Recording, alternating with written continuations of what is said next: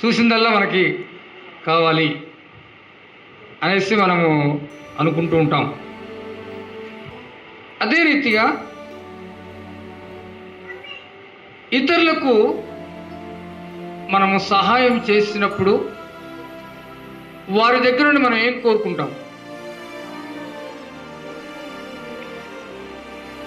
ఇతరులకు మనం సహాయం చేసినప్పుడు వారి దగ్గర నుండి మనం ఏం కోరుకుంటాం? ప్రతిఫలం ఖచ్చితంగా కోరుకుంటామా లేదా? అది థ్యాంక్సే కావచ్చు, ఇంకేదైనా కావచ్చు, వస్తు రూపమే కావచ్చు, ద్రవ్య రూపమే కావచ్చు, శ్రమలు ఉన్నప్పుడు ఆదుకునే విషయమే కావచ్చు. మనం ఇతరులకు చేసిన సహాయము ఖచ్చితంగా మనం వారి దగ్గర నుంచి పొందుకోవాలని మనం ఆశపడుతూ ఉంటాం. కాబట్టి ఈ వారం అంశము గృహ నిర్వాహకత్వము, ఆదివారము.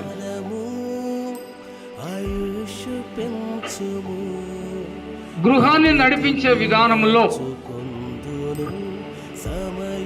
దేవుడు మనకిచ్చే ఆలోచనను బట్టి మన కుటుంబాన్ని ఏ రీతిగా మనం నడిపిస్తున్నాము. గృహ నిర్వాహకత్వపు ఆదివారము అంశము విలువనే మాత్రమును లెక్క చేయకుండా ఇచ్చుట. ఆ విలువను ఎంత మాత్రము కూడా లెక్క చేయకుండా ఇచ్చుట చాలా ప్రాముఖ్యమైన అంశం. చదవబడిన లేఖన భాగములు ఆదికాండము 3వ అధ్యాయం 8 నుండి 18 వచనాలు, కీర్తన భాగం 15వ దావీదు కీర్తన, పత్రిక పాఠము అపోస్తలుడైన పౌలు కొరింథీయులకు రాసిన 2వ పత్రిక 8వ అధ్యాయం 1-15 వచనాలు, సువార్త పాఠంగా మార్కు సువార్త 14వ అధ్యాయము 3వ వచనం నుండి 11వ వచనం వరకు. అదేవిధంగా రాజుల 2వ గ్రంథము 4వ అధ్యాయము 8వ వచనం నుండి 13 వరకు, లూకా సువార్త 10వ అధ్యాయము 37 వరకు ఈ అంశము దీంట్లో నిగుప్తమై ఉంటున్నది. విలువను ఎంత మాత్రమున్నో లెక్క చేయకుండా ఇచ్చుట. ఆది కాండంలో మనం గమనించినట్టయితే అబ్రహాము, లోతు ఇద్దరు కూడా ఊరు అనే ప్రదేశం నుండి బయలుదేరి హారాను అనే ప్రదేశానికి బయలుదేరి వస్తారు. అక్కడ కొంతకాలం ఉన్న తర్వాత అబ్రహాము యొక్క తండ్రి చనిపోయిన తర్వాత హారాన్ నుంచి కిందికి దాదాపుగా కానాను ప్రదేశంలోకి వస్తూ ఉంటారు. ఆ కానాను ప్రదేశంలో అక్కడ వారు నివసిస్తున్న సమయంలో దేవుడు వారిద్దరిని ఆశీర్వదించాడు, సమృద్ధిగా ఆశీర్వదించాడు, లెక్కలేనంతగా ఆశీర్వదించాడు. వారిద్దరూ కలిసి జీవించలేనంతగా ఆశీర్వదించాడు దేవుడు. లోతు, అబ్రాహాము ఇద్దరు కలిసి జీవించలేనంతగా దేవుడు ఆశీర్వదించాడు. అయితే వారు నివసిస్తున్న ప్రదేశము కొంత ఎడారి, రాళ్ళు, రప్పలు, గుట్టలు, లోయలు, వంకలు. ఆ ప్రదేశంలో వారికి కొద్దిగా నీరు తక్కువ, గడ్డి కూడా తక్కువే, గ్రాసం కూడా పశువులకి. కాబట్టి పశువుల కాపరులు, లోతు పశువుల కాపరులు, అబ్రహాము పశువుల కాపరులు ఇద్దరు కూడా జగడమాడుతూ ఉంటున్నారు, కొట్లాడుతూ ఉంటున్నారు. నా గొర్రెలు మేయాలి, నా గొర్రెలు తాగాలి, నా పశువులు తాగాలి, నా పశువులు తినాలి. ఇద్దరు కూడా పోట్లాడుతున్న సమయంలో ఆ విషయము అబ్రహాముకు, లోతుకు విడబడినప్పుడు అప్పుడు అబ్రహాం అంటున్నాడు, సహోదరుడా లోతు, మన ఇద్దరము బంధువులము, అన్నదమ్ములము, కాబట్టి మన ఇద్దరి మధ్య వైరం ఉండకూడదు. ఈ పశువుల వల్ల దేని వల్ల అయినా మన ఇద్దరికి వైరం ఉండకూడదు. ఇగో అంతా కూడా మన ముందున్నది, నువ్వు ఎటువైపు వెళ్తావో నేను ఎడమవైపు వెళ్తాను, నువ్వు కుడి తట్టు వెళ్తే నేను ఎడమ తట్టు వెళ్తాను, నేను నువ్వు ఎడమ తట్టు వెళ్తే నేను కుడి తట్టు వెళ్తానని ఇద్దరు కూడా మాట్లాడుకున్నారు. అప్పుడు లోతు సొదొమ వైపు చూచి, అది చాలా కనులెత్తి యోర్దాను ప్రాంతం అంతటి చూచెను. యెహోవా సొదొమ గొమొర్రాలను నాశనము చేయక ముందు అదంతయు యెహోవా తోట వలె పచ్చగా నీళ్లు పారు ప్రదేశముగా కనబడుతూ వచ్చింది. ఎవరికి? లోతుకి. అప్పుడు లోతు ఆ పై రూపాన్ని చూచాడు. నేను అటువైపు వెళ్తాను అన్నప్పుడు అబ్రహాము నేను ఇటువైపు వెళ్తానని తీర్మానం చేసుకుని ఇద్దరు అక్కడి నుంచి విడిపోతారు. ఇక్కడ గమనించవలసిన ఒక మాట ఉన్నది. దేవుని సంగమా, దేవుని బిడ్డలారా, ఈ 8వ వచనం నుండి 18వ వచనం వరకు కూడా అబ్రాహాము తన మనస్సులోనిది తన తమ్మునికి తెలియజేసి, నేను ఇచ్చిన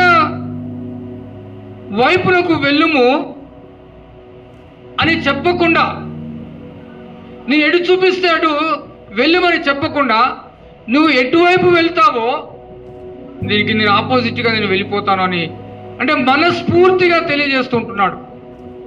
ఇప్పుడు కుటుంబంలో స్త్రీలు, లోతుకి భార్య ఉన్నది, ఇటు అబ్రహామునకు భార్య ఉన్నారు. ఇద్దరు కూడా చూస్తూ వచ్చారు. అటువైపు అంతా కూడా పచ్చగా ఉన్నది, ఇటువైపు మొత్తము ఎడారిగా ఉన్నది, ఏమీ దొరకని పరిస్థితులు. ఇప్పుడు ఆ స్థలములో అనగా లోతు భార్య స్థలములో, అబ్రహాము భార్య శారాయి స్థలములో మీరే ఉన్నారనుకోండి, స్త్రీలుగా మీరే ఉన్నారనుకోండి, ఏం చెప్తారు? మంచిది కోరుకుంటాం, అవునంటారా కాదంటారా? అయితే మిమ్మల్ని పక్కన పెట్టేసి నువ్వు అటు మంచిగా అని పోయి నేను ఇటుపోతానంటే ఇంట్లో భార్య ఊరుకుంటుందా? నీకు జ్ఞానం ఉందా, బుద్ధి ఉందా, తెలివి ఉందా, అది ఉందా, ఇది ఉందా, నీకే ఇది ఉందా, ఇటు చూడు ఇదంతా ఎడారి, రాళ్ళు రప్పలు, ఎండ, ఇదంతా గందరగోళము, అటు మంచి ప్రదేశానికి వాళ్ళకిస్తావా అంటావా అన్నవా? కానీ ఇక్కడ అబ్రహాము ఏమంటున్నాడంటే, దూరపు దానిని చూడలేదు, దేవుని వైపు చూచాడు, దేవుడు ఆశీర్వాదం అక్కడ ఉందని అబ్రహాము తెలియబడిన కనుకనే లోతుకు మొదటి ఛాన్స్ ఇచ్చింటున్నాడు. లోతు బహిరంగంగా బాహ్యంగా కనపడుతున్న దానిని చూసి సంతోషిస్తూ అక్కడ చక్కగా ఉందనుకుంటూ దాన్ని కోరుకున్నాడు. కానీ అబ్రహాము రాబోయే దినముల్లో దేవుడు ఇచ్చే ఆశీర్వాదములు అక్కడ నిండుగా మెండుగా ఎంతో సమృద్ధిగా ఉందని దేవుడి వైపు చూస్తూ దేవుడు తనకు తెలియజేసిన విధముగా ఎడమ తట్టు బయలుదేరుతూ వచ్చి ఉంటున్నాడు. కుడి తట్టున ఆయన లోతు వెళ్ళి ఉంటున్నాడు. ఆ కుడి తట్టు ఉన్న ఆ సొదొమ గొమొర్ర అనగా యోర్దాను ప్రాంతం అంతా కూడా వ్యభిచారముతో నిండి ఉన్నది, పాపముతో నిండి ఉన్నది. ప్రియమైన దేవుని సంగమా, దేవుని బిడ్డలారా, మనం జ్ఞాపకం చేసుకోవాలి. ఇక్కడ దాని విషయం కాదు, కానీ అబ్రహాము తన మనస్సులో నుండి పరిపూర్ణముగా ఎక్కడ సంచోచకుండా, ఎక్కడ సంశయం లేకుండా తన తమ్మునికి కావలసిందల్లా ఇస్తూ వచ్చి ఉంటున్నాడు ధారాళముగా. కాబట్టి ఇక్కడ అబ్రహాము మనం జ్ఞాపకం చేసుకుంటే దాతృత్వం అనేది ఎంత సమృద్ధిగా ఇస్తూ ఉన్నాడో అనేది మనం జ్ఞాపకం చేసుకోవాలి. ప్రియమైన దేవుని సంగమా, దేవుని బిడ్డలారా, లెక్కించకుండా ఇచ్చుటలో అబ్రహాముకున్న దాన గుణము, దేవుని పని కొరకు ఆ విలువైన ధనమును ఇచ్చుటలో అబ్రహాము లెక్క చేయలే. ఎందుకంటే దేవుడు అబ్రహామును పిలిచాడు,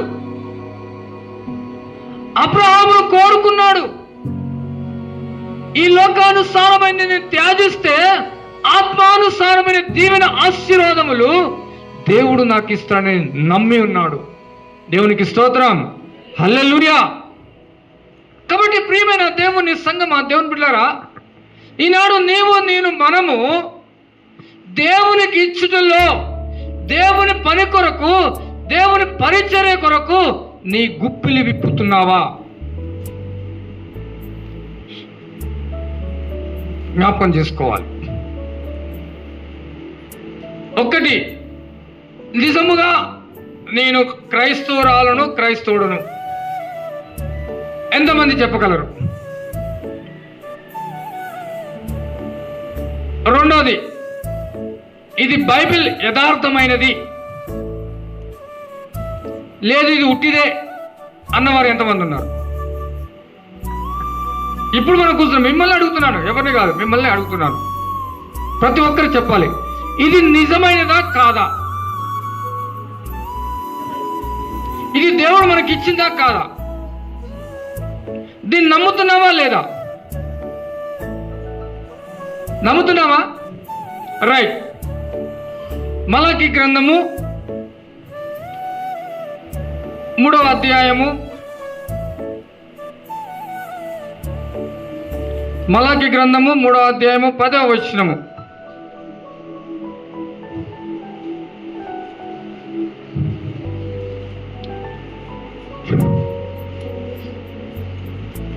చదవండి.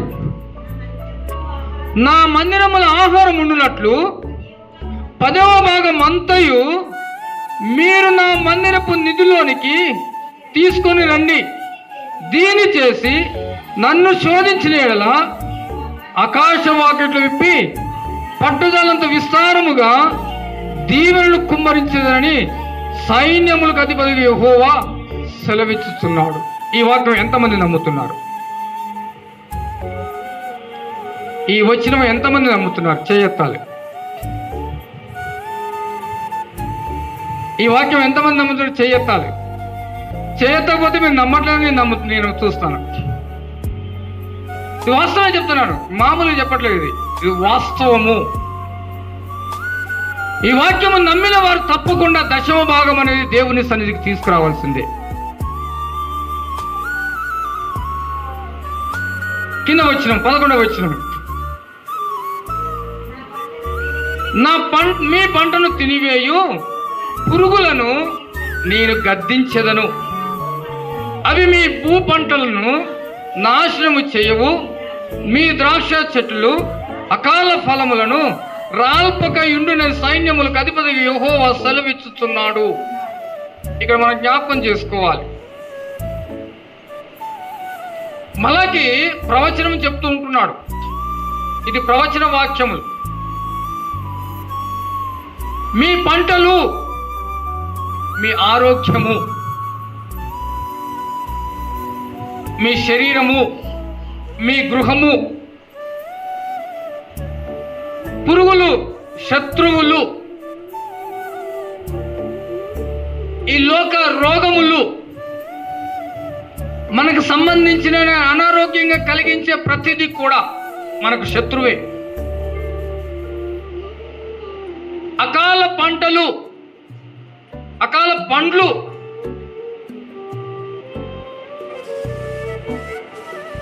మీ ద్రాక్ష చెట్లు అకాల ఫలములను రాల్పకయు. అకాల ఫలములు అంటే మధ్యలో వచ్చే రోగాలు ఏంటండి? మన 2019-20లో వచ్చింది ఏంటది? కరోనా. కరోనా వల్ల ఎంతమంది రాలిపోయారు. ప్రతిదీ కూడా మన జ్ఞాపకం చేసుకోవాలి. దేవుడు నిన్ను సజీవుల లెక్కలో లెక్కించింటే దేవుని పరిచర్యకు నీ యొక్క ఉద్దేశం ఉన్నది. నీ పట్ల దేవుని యొక్క ఒక ఉద్దేశము కలిగి ఉన్నాడు అనేది మనం జ్ఞాపకం చేసుకోవాలి. 10వ భాగం పాత నిబంధనల గురించి మాట్లాడుతుంటే క్రొత్త నిబంధనలు మనం గమనించినట్టయితే కొరింథీయులకు రాసిన 2వ పత్రిక, అపోస్తలుడైన పౌలు కొరింథీయులకు రాసిన 2వ పత్రిక, అదే 8వ అధ్యాయము,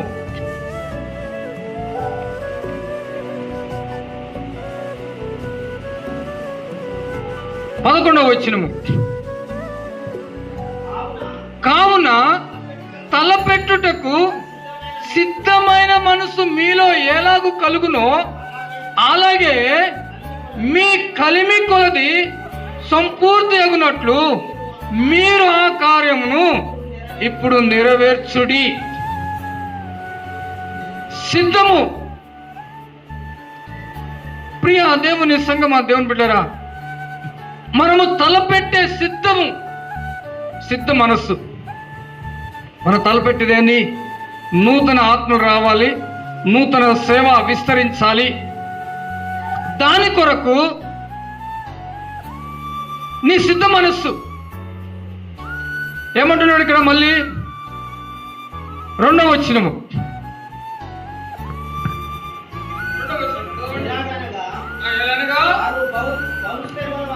వారు బహు శ్రమల వలన పరీక్షింపబడగా అత్యధికముగా సంతోషించిరి, మరియు వారు నిరుపేదలైనను వారు దాతృత్వము బహుగా విస్తరించెను. దేవునికి స్తోత్రం.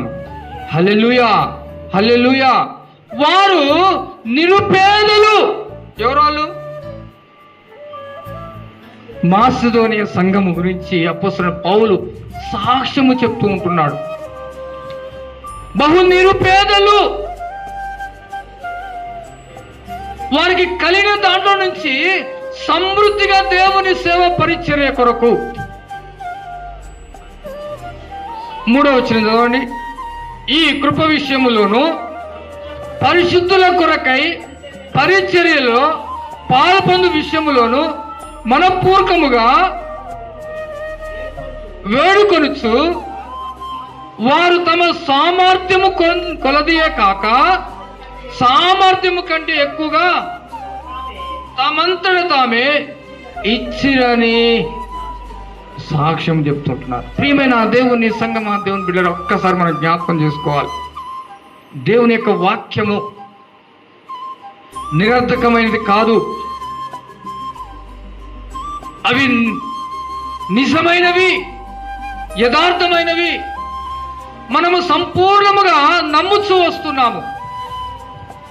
కానీ నమ్ముట కాదు, కానీ క్రియారూపముగా చూపించేవారుగా మాసిదోనియ సంఘాన్ని ఇక్కడ అపోస్తలుడైన పౌలు సాక్షిగా చెప్తుంటున్నాడు. మనస్ఫూర్తిగా దేవుని పరిచర్య కొరకు, అపోస్తలుల కొరకు వారు సమృద్ధిగా ఇస్తున్నారు. వారు నిరుపేదలు. ఏ పూట చేసుకుంటే ఆ పూట, లేని రోజు పస్తే. వారు తినకపోయినా దేవుని పరిచర్య కొరకు వారు ఇస్తూ ఉంటున్నారు. జ్ఞాపకం చేసుకోవాలి. ప్రియమైన దేవుని సంగమా, దేవుని బిడ్డరా, ఈనాడు మనము ఎందుకు ఎదగలేకపోతున్నాము? ఎందుకు మనము సమృద్ధిగా ఉండలేకపోతుంటున్నాము? ఎందుకు ఈ లోక బాధల చేత, అవమానాల చేత, రోగముల చేత, శత్రువుల చేత, ఈ దుఃఖములో, ఈ బాధలలో ఎందుకు మనము ఉండిపోతున్నాము అనేది మనం గమనిస్తే, దశమ భాగం అనేది అది దేవునిది. దేవుని సన్నిధిలో మనము దొంగతనము చేస్తున్నాము. మనం దొంగిలిస్తున్నాము. సమయము దొంగిలిస్తున్నాము, ధనము దొంగిలిస్తున్నాము, దేవుణ్ణి స్తుతించలేక దొంగతనం చేస్తున్నాము, మన ఇచ్చ వచ్చినట్టు మనం ప్రవర్తిస్తూ ఉంటున్నాము. అన్ని విధాలుగా దేవుణ్ణి దుఃఖపరుస్తూ ఉంటున్నాం. ప్రియమైన దేవుని సంగమా, దేవుని బిడ్డరా, మన ఒక పేపర్ చదువుతూ వస్తుంటే ఒక కంపెనీ గురించి చదివాను నేను. మంచి బిలినియర్. ఆయన చదువుకునేటప్పుడు చిన్నప్పటి నుండి ఇద్దరు స్నేహితులు చదివారు. ఇద్దరు బాగా చదివారు. ఒక ఆయన పాస్టర్గా అయిపోయాడు, ఒక ఆయన బిలినియర్ అయిపోయాడు. కోట్లు సంపాదించాడు. ఎన్నో దేశాలలో కంపెనీలు ఉన్నాయి. ఆయనకి తీరిక లేకుండా పనిచేస్తూ ఉంటున్నాడు. ఈ పాస్టర్ గారు ఎప్పుడు వచ్చి ఆయనకి చెప్తుంటాడు, అరే ఆదివారం రారా బాబు, ఆదివారం రారా బాబు, ఒక్క గంట సేపు దేవునికి సమయం ఇరంటే, అరే నాకు మీటింగ్ ఉందిరా, అది చేయాలి, ఇది చేయాలి, అక్కడ ప్రొడక్ట్స్ పోతున్నాయి, ఇది పోవాలి, అది పోవాలి, రకరకాలుగా చెప్తూ వచ్చాడు. నేను రాకపోయినా పర్లేదు కదా, నా భార్య నా పిల్లలు, 2 పిల్లలు వస్తున్నారు కదా, 3 వస్తున్నారు కదా, ఎన్నిసార్లు చెప్పినా అదే సాకుతో చెప్పాడు. కానీ ప్రియమైన దేవుని సంగమ, దేవుని పిల్లరా, ఒకరోజు దేవుడు అతన్ని పట్టుకున్నాడు. మంచం మీద పడుకున్నాడు. భార్య, 2 పిల్లలు చర్చికి వచ్చారు, పాస్టర్ గారితో మాట్లాడారు. ఏడు మా ఓడేడి అంటే, బాగలేక మంచంలో పడుకున్నాడు, ఇంట్లో ఉన్న రెస్ట్ తీసుకుంటున్నా అని చెప్పుకొచ్చి. మరి ఆదివారము దేవుని సన్నిధికి వస్తే బాగుండు కదా. ప్రియమైన దేవుని సంగమ, దేవుని బిడ్డరా, ఆదివారం ఆరాధన తర్వాత ఇంటికి వెళ్ళాడు. పాస్టర్ గారు వెళ్ళి, నీకు దేవుడు అంతా ఇచ్చాడు కదరా, ఈరోజు ఏ మీటింగ్కి పోతున్నావు, ఏ ప్రొడక్షన్ గురించి నువ్వు ఆలోచన చేస్తున్నావు, ఏ కంపెనీ గురించి నువ్వు ఆలోచన చేస్తున్నావు, ఆలోచన చేసి నువ్వు ఏం చేయగలుగుతున్నావురా? ఏమీ చేయలేకపోతున్నావు. ప్రియమైన దేవుని సంగమా, దేవుని బిడ్డరా, ఒక్కసారి మనం జ్ఞాపకం చేసుకోవాలి. దేవుని సన్నిధికి ఇచ్చే సమయము, దేవుని పరిచర్యకి ఇచ్చే నీ గుప్పిలి విప్పటము చాలా ప్రాముఖ్యమైనది. అప్పుడు పాస్టర్ గారు వచ్చి చెప్పి 4 మాటలు చెప్పేసి వెళ్ళిపోయాడు. అప్పుడు అతను మనసులో పడుకుని, ప్రభువా నాకొక్క ఛాన్స్ ఇవ్వా, ప్రభువా నాకొక్క ఛాన్స్ ఇవ్వా, నా జీవితకాలం అంతా నీ మందిరంలో ఉంటాను ప్రభువా, ప్రతి ఆదివారం నీ సన్నిధిలో గడుపుతాను ప్రభువా. ప్రియమైన దేవుని సంగమా, దేవుని బిడ్డరా, జ్ఞాపకం చేసుకో. దేవుడు అతనికి ఆయుష్ను ఇచ్చాడు. ఆదివారం తప్పకుండా దేవుని మందిరంలో ఉంటున్నాడు. దేవునికి సమయాన్ని ఇస్తుంటున్నాడు. కంపెనీ ఇంకా విస్తరిస్తూ జ్ఞాపకం చేసుకోవాలి. నువ్వు దేవునికి ఏమిస్తున్నావు? మనం మార్కు సువార్తలు గమనించినట్టయితే, మార్కు సువార్తలో అక్కడ ఒక స్త్రీని గురించి మనం చూస్తూ ఉంటున్నాం. ఎంతో విలువైన అత్తర, చాలా ఖరీదైంది. ఆ రోజులలో అనగా 2000 సంవత్సరాల క్రితం అది 160 రూపాయలు. 2000 సంవత్సరాల క్రితము. ఇప్పుడు కొన్ని లక్షల రూపాయల విలువ. ఆ అత్తర బుడ్డిని తీసుకొచ్చి పగలగొట్టి యేసు ప్రభువును అభిషేకిస్తూ ఉన్నది. విలువ గుర్తించలేదు. దేవుని యొక్క కార్యమును, దేవుని యొక్క పరిచర్యను ఆమె గుర్తిరిగి యేసు ప్రభుల వారిని అభిషేకిస్తూ ఉన్నది. చూడండి, కింద వచ్చినము 7వ వచనం ఒకసారి చదవండి. బీదలు ఎల్లప్పుడూ మీతో ఉన్నారు, మీకు ఇష్టమైనప్పుడు వారికి మేలు చేయవచ్చును. ఈమె తన శక్తి కొలది చేసి నా భూస్థాపన నిమిత్తముగా, నా భూస్థాపన నిమిత్తము నా శరీరమును ముందుగా అభిషేకించిన దేవునికి స్తోత్రం. హల్లెలూయా. ఆమె విలువను గుర్తిరగట్లేదు, ఆమె ఎంత ఖరీదైన గుర్తిరగట్లేదు. దాని విషయంలో కాదు, కానీ దేవుని యొక్క భూస్థాపితం విషయంలో ముందుగా యేసు ప్రభుల వారిని అభిషేకిస్తూ ఉంటున్నది.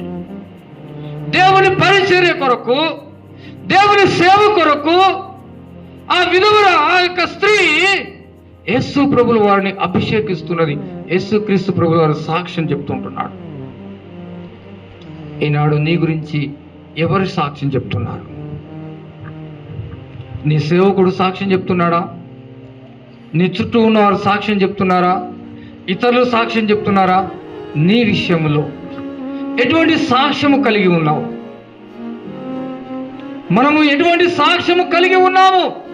దేవుని పరిచర్య విషయంలో, దేవుని యొక్క ఉద్దేశంలో నీ యొక్క సాక్ష్యం ఏంటిది? ప్రియమైన దేవుని సంగమా, దేవుని బిడ్డరా, జ్ఞాపం చేసుకోవాలి. పాత నిబంధన గ్రంథములో 10వ వంతు మాట్లాడుతున్నాడు, కానీ క్రొత్త నిబంధనలో నీకంటే, నీకు వచ్చే రాబడి కంటే, కలిమి కంటే సమృద్ధిగా దేవుని సేవ పరిచర్యకు ఇవ్వడం కోసము అపోస్తలుడు పౌలు నీతో నాతో మాట్లాడుతూ ఉంటున్నాడు, మనతో మాట్లాడుతూ ఉంటున్నాడు. దేవుని పరిచర్య కొరకు నువ్వు ఏమిస్తున్నావు? ఇంటికి వస్తే, అయ్యగారి ఇంటికి వస్తే కనీసము కానుక పెట్టే వరకు కరువు. జ్ఞాపకం చేసుకోవాలి, సేవకుడు దేవుని ప్రతినిధి. మీరు లోకానుసారంగా ఆలోచన చేస్తే సేవకుడు కూడా మానవుడే. నువ్వు దేవుని నమ్మిన బిడ్డవైతే, నిజమైన విశ్వాసరాలు అయితే, ఆత్మానుసారంగా నువ్వు ఆలోచన చేస్తే సేవకుడు దేవుని ప్రతినిధి. దేవుడు పంపించిన ఆయన యొక్క దూత. ఆ దూతకు నువ్వు ఏమిస్తున్నావు? ఏ రీతిగా సన్మానం చేస్తున్నావు? నోటి మాటల చేత, ఈ లోకానుసారమైన మాటల చేతన,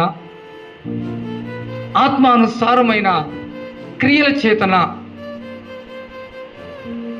ఒక్కసారి నువ్వు ఆలోచన చేసుకోవాలి.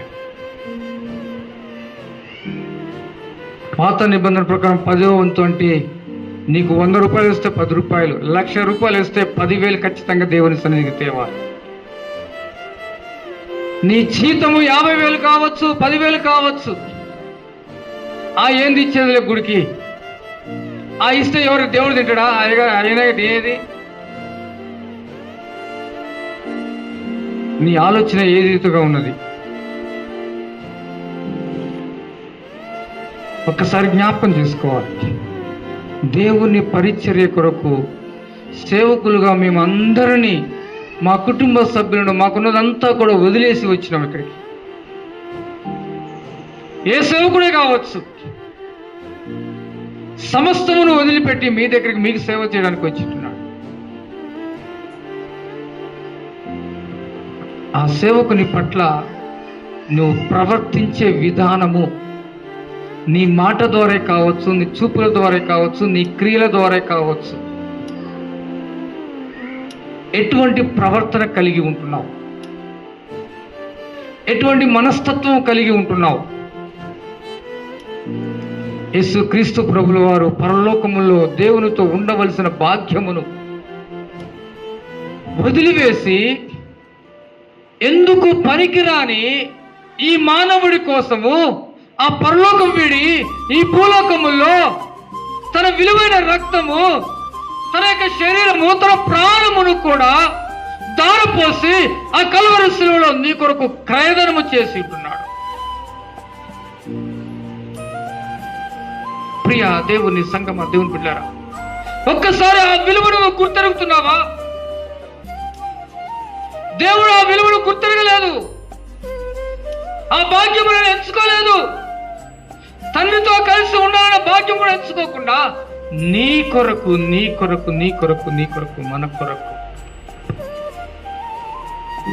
ఎంతో విలువైనది దారపోసి ఉంటున్నాడు.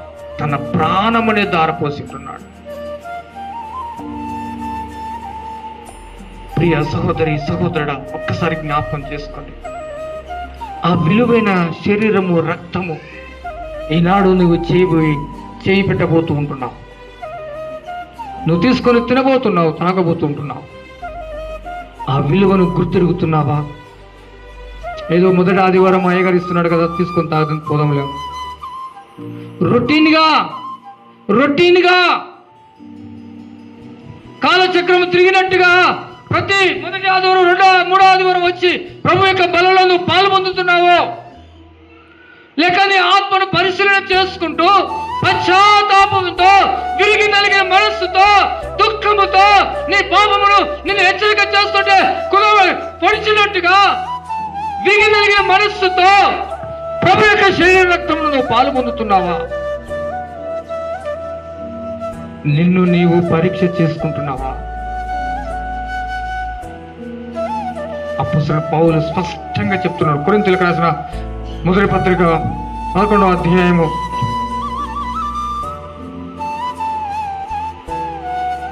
11వ అధ్యాయము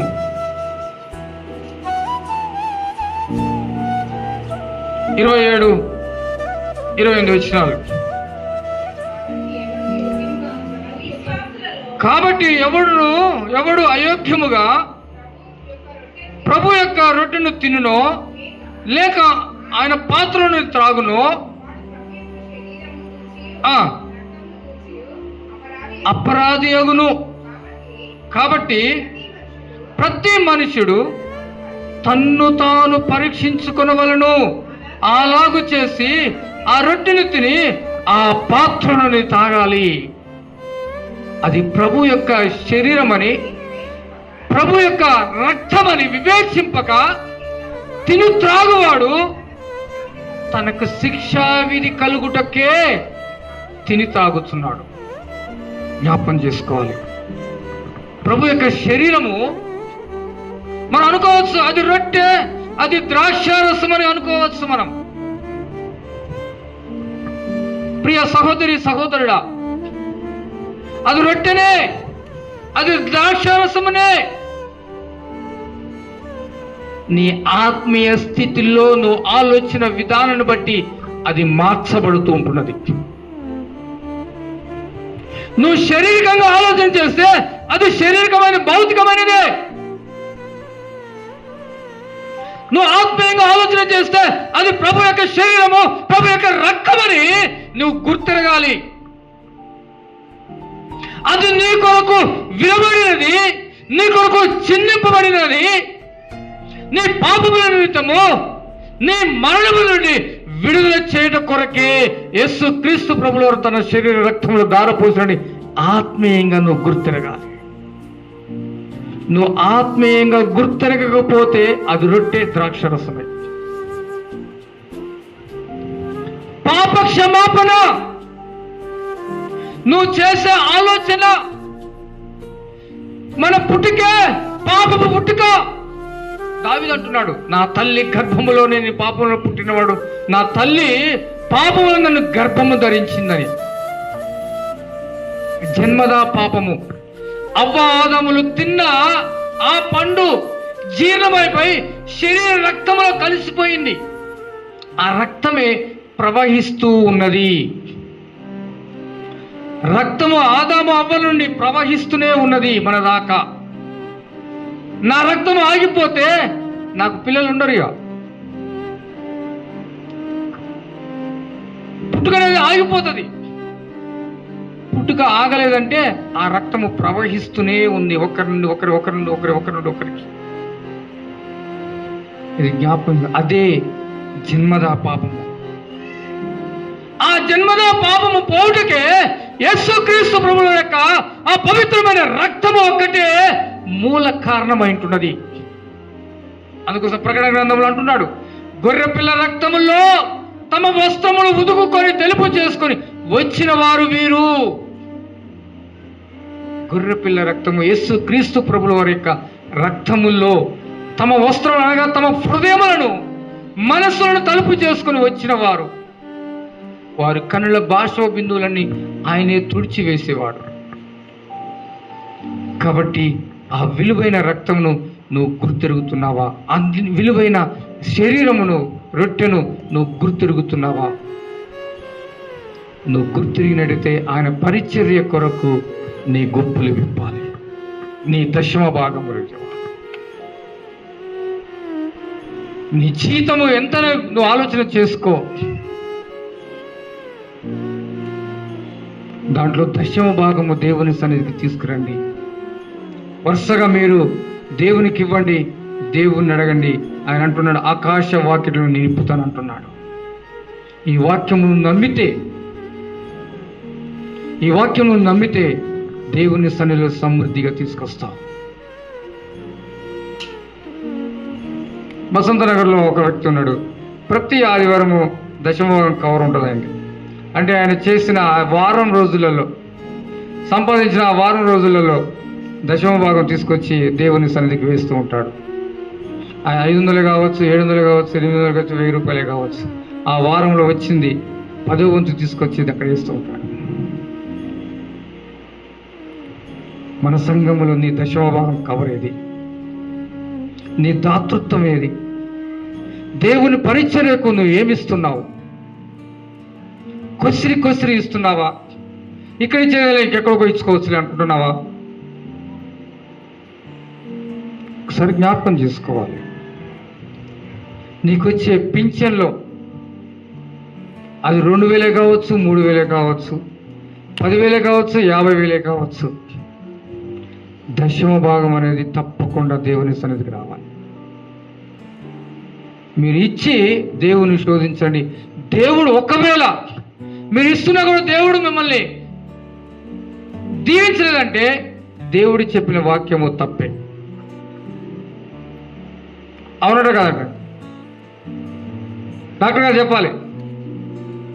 మనం ప్రతి నెల దశమ భాగము, ఖచ్చితంగా దశమ భాగం, దాంట్లో 1 పైసా పక్కకు పోయినా కూడా దశమ భాగం కాదు. నేను ముందే చెప్తున్నా.